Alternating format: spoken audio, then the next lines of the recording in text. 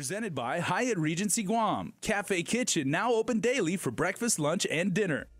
Hafa Guam, welcome to another episode of In the Mix. I'm Jonah Gancharfris. Thanks so much for tuning in. I have a great show lined up for you this evening. Coming up, we make our way over to the Music Hut in Harmon. A little bit later, we head on over to the beach where I-94's Andy Wheeler is grilling up some Johnsonville bratwurst. And we close out the show tonight with music from CJ Lujan when he performed on Live Local Fridays on Guam's favorite I-94. But first, it was back in 2011 when I first interviewed Puppy Love Guam owner and creator Faye Varias.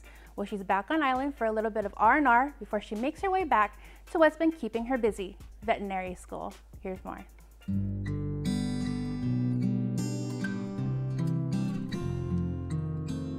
Creator and owner Faye Varias started Puppy Love Guam back in late 2009.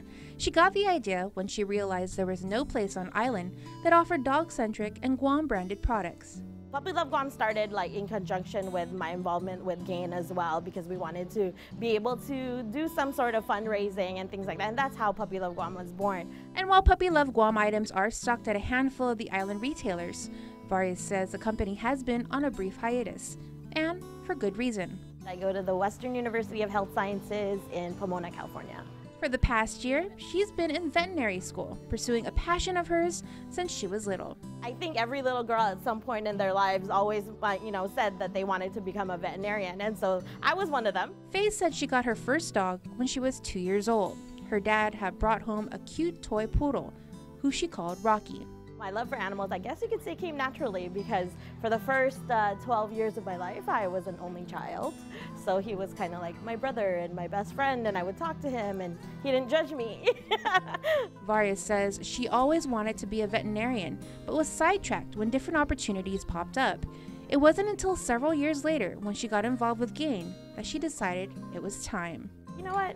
Even though I'm in my 30s, not too late, and so I did it. I went back to UOG, took my prerequisites, and I applied to vet school, and lucky enough I got in on my first try, so I'm there now. She will be the first to admit it has been one of the hardest things she's ever done. Don't get me wrong, it's so much fun and I don't regret it at all. It's everything that I expected and dreamed, except it's been very emotionally, physically, mentally tolling, and I wouldn't change anything, but it is definitely hard, From volunteering her time at Guam Animals in Need to chairing events like Bark in the Park and even advocating for pet parks on Guam, she explains why she was so involved. I guess growing up with a pet, I had a special bond with my dog, and most dog owners know and understand that kind of a bond. So visiting friends in the States, visiting other places, it made me sad that Guam is not a more pet-friendly place. So I wanted to change that. I wanted to change that mindset, and I'm sure I'm not the only one who wants to be able to bring their dogs to more places, bring their pets, because in this day and age, a lot of people consider their pets part of the family, and so we want to be able to include them in whatever activities we plan to do, and I wanted Guam to be a more pet-friendly place to be able to do that. The ultimate goal once she completes her studies is to return back to the island and open up her very own clinic.